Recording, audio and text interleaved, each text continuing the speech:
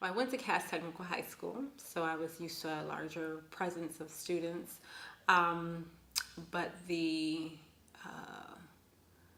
area was kind of blighted where I grew up. It's much different now, I'm glad to say. And the school that I went to was diverse, so I did have some diversity there. It wasn't just all African American, but definitely a push for my grandparents to go to college. It was not a choice of if you're going to college, it's where you're going to college, and the university was one of my first choices.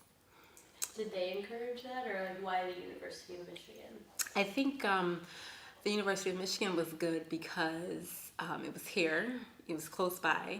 I was younger when I graduated. I was 16 when I was graduated from high school, and my parents really didn't want me to go far, so they basically said, pick a school, a good school that's close by, and keep an eye on you. And I really liked the University of Michigan. Did you apply to other schools around I the state? applied to Wayne State, and I applied to the University of Florida and Florida A&M. So they said no. My dad went to Michigan State, so it was definitely a push towards that, but I didn't apply to State. I really liked the University of Michigan. Yeah. The Fab Five was out then. It was very nice. So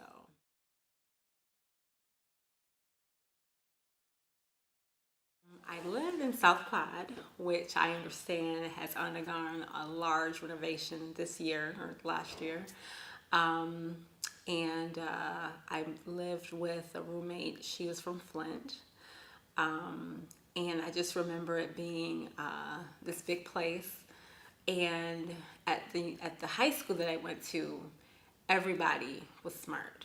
So I was kind of used to that environment, being you're the best and brightest, the leaders and best, as our tagline is.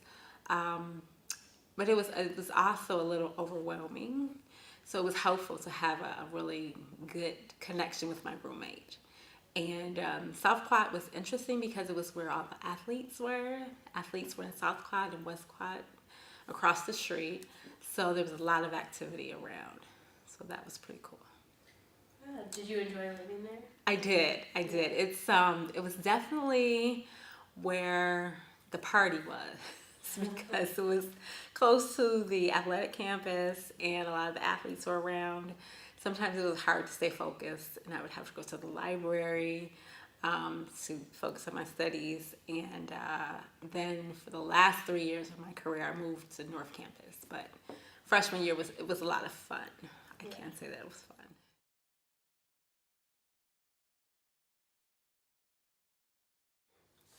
See, I had one class that I remember. I remember her first name was Diane, and she didn't like us to call her professor. She was an English professor, and I believe it was argumentative writing, and that was the closest that I got to looking at what a lawyer does, because you have to write cases and briefs and things. So that class was very engaging because I do like to write, and you're always the class was really having to prove your point. So whatever your point is, you make it, but you don't just make it. You have to back it up with something, and that's why it was presented an argument. So I really enjoyed that class, and I minored in dance. So I really enjoyed my dance courses. I took modern ballet, jazz, and African dance. So I remember those quite well too. Yes.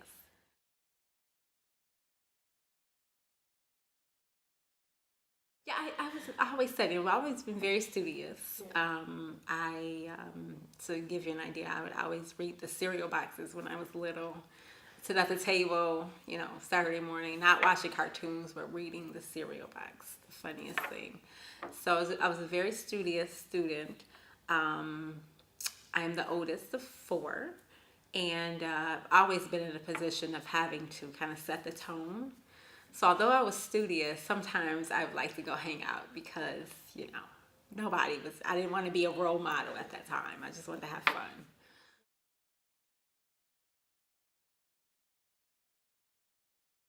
I did have a job, co-op. I guess it's not co-op. I think it would be called work study, I believe, at the university. I worked with the Institute of Social Research, so I did some of that too. And no, it's future problem solving.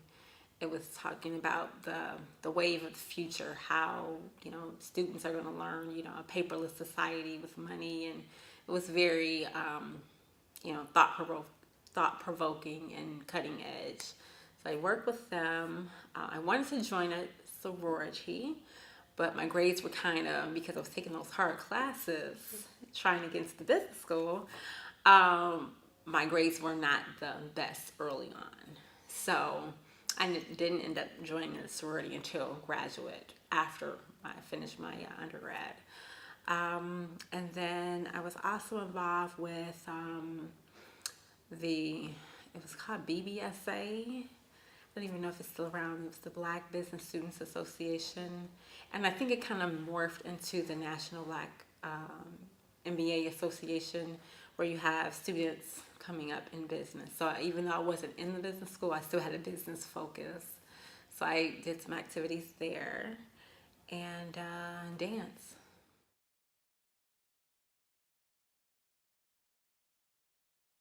Yes, I did. I remember being on the diag, and they had homosexual, it was homosexual awareness. I don't remember what it was. And I had never seen, a gay couple just openly be very open with each other. Like, wow, that's different. I never knew this happened. And experiencing different communities from all over, different ethnicities. The school that I went to, my high school, was diverse, but it was predominantly African American for the most part, and some Arabic and some Caucasian. Once I got to the U of M, it was wide open. You met, people from Jamaica, Malaysia, France. It's just, it was very open and diverse that way. And the way I was raised was very religious and very astute, and you do these things and you don't do those things. So it was very liberating to see, oh, there's other things that go on in the world, and well, let me see what I can experience. So what else in terms of being open? Different people from all over the country, all over the world. I met, as I was from a very devout Baptist religion, Christian background, I met someone who was an atheist. And I can remember debating this person, like late nights. Her name was Joanna. I said, man, I would never do that ever again. We were all night debating, so very different experiences.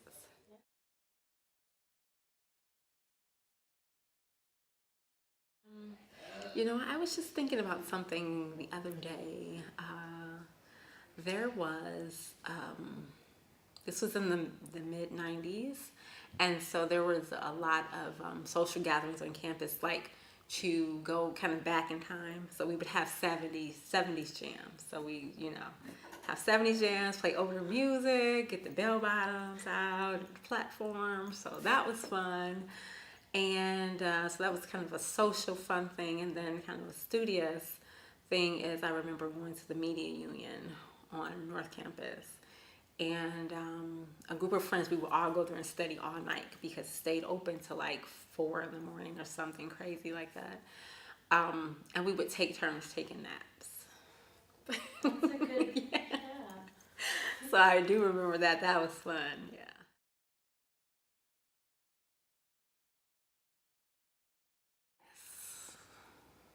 I shudder to think about it.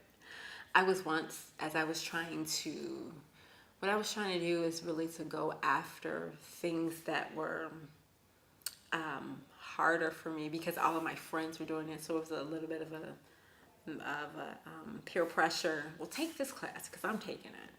Well, that wasn't really what I was strong in, so I didn't do so well. And so I was on academic probation one semester only. And my mother had to come up, and boy, that was not a good experience at all. Not at all. That got me in line for sure. So.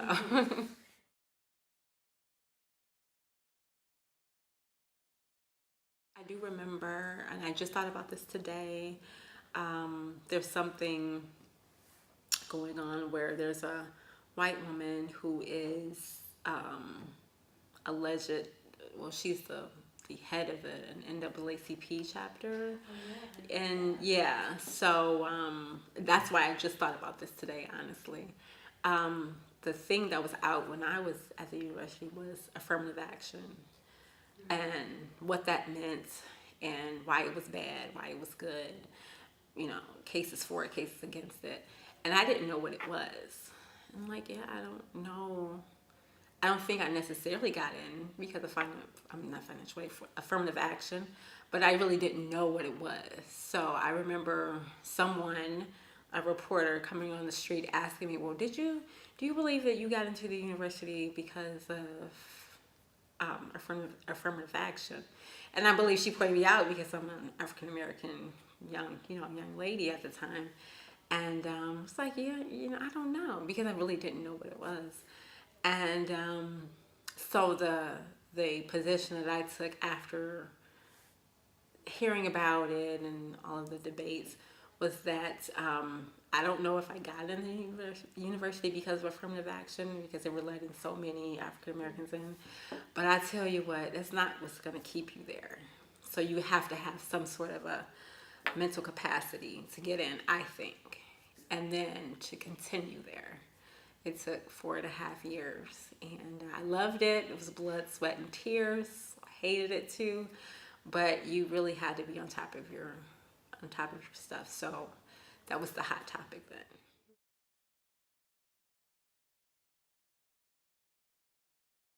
Okay, my relationship with Detroit now is one. I'm definitely here. Um, this is the main place I stayed right after graduation. My mom was sick. I was gonna go away and take a job away in Washington D.C. After I graduated, but she was sick, so I stayed here, and I'm still here. So love the city. Was born here. Very glad to see all of the enhancements and all of the fresh things that are going on now. I've been a city resident. I live downtown. I loved it so much. I come here a lot to the University Detroit Center. I'm from the U of M Women. That's how Elizabeth is a part of, and I do enjoy being here, and I'm glad that the university is trying to do more inside of the city, because we're really having some phenomenal things happen, and it can only get better. I'm hoping.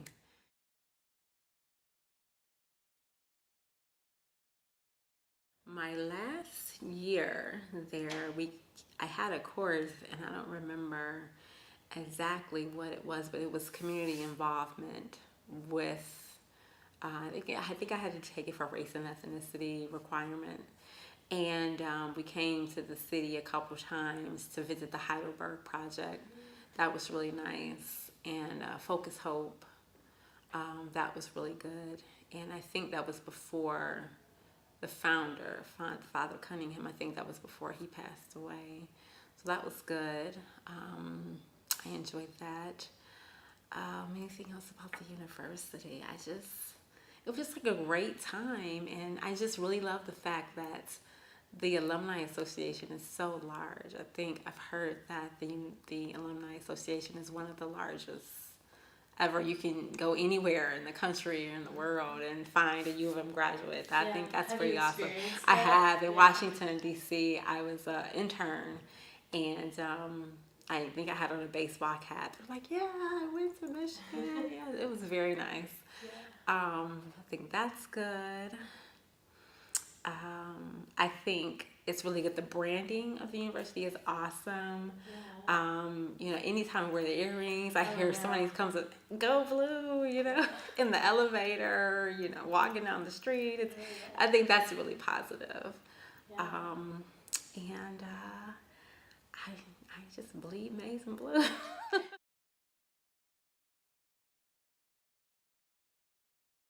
Really, there's a lot out there. There's so many things that you can do.